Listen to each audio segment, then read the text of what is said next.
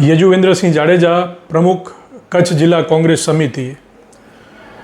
થોડા દિવસથી જે સમાચાર આવી રહ્યા છે કે કચ્છના સાંગીપુરમમાં જે હાલે અદાણીએ ટેકઓવર કરી છે ત્યાંના કર્મચારીઓ હડતાલ ઉપર બેઠા છે અને ક્યાંક ને ક્યાંક એમનું શોષણ થતું હોય એવા જે સમાચાર આવી રહ્યા છે, તો ખરેખર તાત્કાલિક ધોરણે એનું સમાધાન લાવવું જોઈએ। જે પણ કર્મચારીઓ સાંગીમાં હતા અને ત્યારે પરમનન્ટ હતા અને ત્યારબાદ જ્યારથી અદાણીએ ટેકઓવર કર્યું 8 થી 9 મહિના પરમનન્ટ રહ્યા અને ત્યારબાદ એમને થર્ડ પાર્ટીમાં ટ્રાન્સફર કરવામાં આવ્યા, કોન્ટ્રાક્ટ બેઝ ઉપર ટ્રાન્સફર કરવામાં આવ્યા। તો ક્યાંક ને ક્યાંક માનવતાના ધોરણે એમને ફરી પાછા એમને પરમનન્ટ કરવા જોઈએ।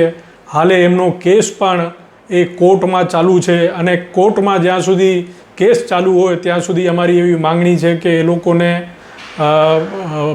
પરમનન્ટ રાખવા જોઈએ અને ક્યાંક ને ક્યાંક જે નિયમ છે એ સરકારી નિયમ મુજબ જે મિનિમમ વેજીસ છે એ મિનિમમ વેજીસના ધોરણે એમને પગાર પણ મળવો જોઈએ એવી અમારી માંગણી છે। જો આ લોકોનું જે કર્મચારીઓ બેઠા છે હડતાલ ઉપર, જો એમની માંગણી પૂરી નહીં કરવામાં આવે તો કોંગ્રેસ પક્ષ એ કર્મચારીઓના સાથે મળી અને ઉગ્ર આંદોલન પણ કરશે।